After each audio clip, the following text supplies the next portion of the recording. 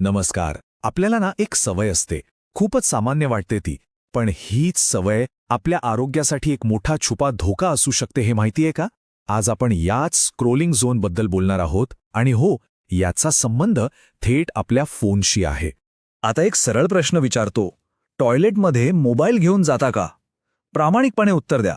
आपल्यापैकी बरेच जण हे करतात नाही का? पण ही जी इतकी सामान्य सवय वाटते ना, याच्या मागे खूप मोठी गोष्ट दडलेली आहे. म्हणजे बघा, आजकाल टॉयलेट फक्त स्वच्छतेचा ठिकाण राहिलेलं नाहीये. ते आता बनलंय एक स्क्रोलिंग झोन.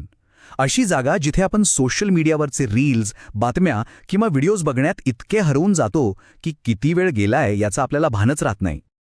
आणि हाच वेळेतला फरक बघा ना, अनेक जण टॉयलेटमध्ये आरामात 20-25 मिनिटं घालवतात. पण डॉक्टर काय सांगतात? फक्त 5 ते 10 मिनिटं. अरे बाप रे, इतका मोठा फरक. आणि हो, यामागे खूप महत्वाचं कारण आहे.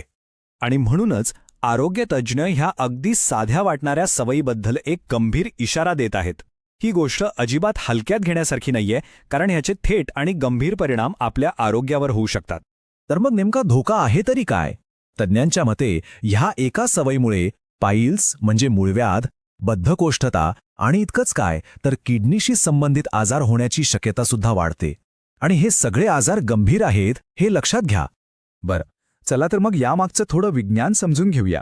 म्हणजे नक्की काय होतं जास्त वेळ टॉयलेटमध्ये बसल्याने? आपल्या शरीरावर याचा नेमका कसा परिणाम होतो आणि ही सवय इतकी हानिकारक का मानली जाते? यामागचं कारण खरं तर खूप सोपं आहे. जेव्हा आपण टॉयलेट सीटवर जास्त वेळ बसतो ना, तेव्हा आपल्या गुदद्वाराच्या नसांवर थेट दाब पडतो. आणि हा दाब जसजसा वाढत जातो तसतसा शरीराच्या नैसर्गिक हालचालींवर त्याचा परिणाम व्हायला लागतो. आणि इथूनच खऱ्या समस्या सुरू होतात. होतं काय की फोनमध्ये इतकं लक्ष असतं की आपण शरीराकडून मिळणाऱ्या संकेतांकडे सरळ सरळ दुर्लक्ष करतो. या दीर्घकाळच्या दाबामुळे शरीराची जी नैसर्गिक प्रक्रिया आहे ती पूर्णपणे बिघडते. आणि मग बद्धकोष्ठतेसारख्या समस्या डोकं वर काढू लागतात.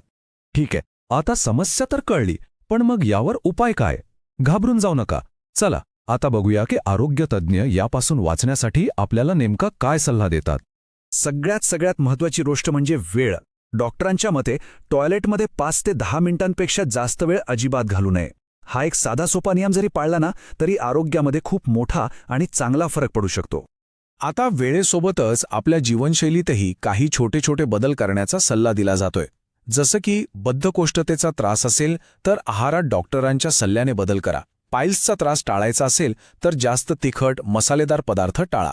आणि सगळ्यात महत्त्वाचं, आपल्या शरीराला गरजेचं आहे तेवढं पाणी दिवसभरात नक्की प्या. ऐका, वैद्यकीय तज्ज्ञांनी अगदी स्पष्ट शब्दात सांगितलंय, टॉयलेटमध्ये मोबाईल नेण्याची सवय अत्यंत घातक आहे. हे एकच वाक्य ह्या समस्येचं गांभीर्य दाखवण्यासाठी पुरेसं आहे. तर मग या सगळ्या चर्चेतून आपल्याला एकच गोष्ट लक्षात ठेवायची आहे, ती म्हणजे आपल्या आरोग्याच्या रक्षणासाठी ही सवय आजच बदलणं गरजेचं आहे. फोन बाहेर ठेवा आणि आपल्या आरोग्याला पहिलं प्राधान्य द्या.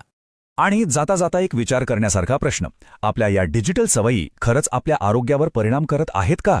अहो, ही तर फक्त एक सवय झाली. जरा विचार करा, आपल्या इतर डिजिटल सवयींचा आपल्या शारीरिक आणि मानसिक आरोग्यावर काय आणि किती परिणाम होत असेल? यावर आपण सगळ्यांनीच विचार करायला हवा.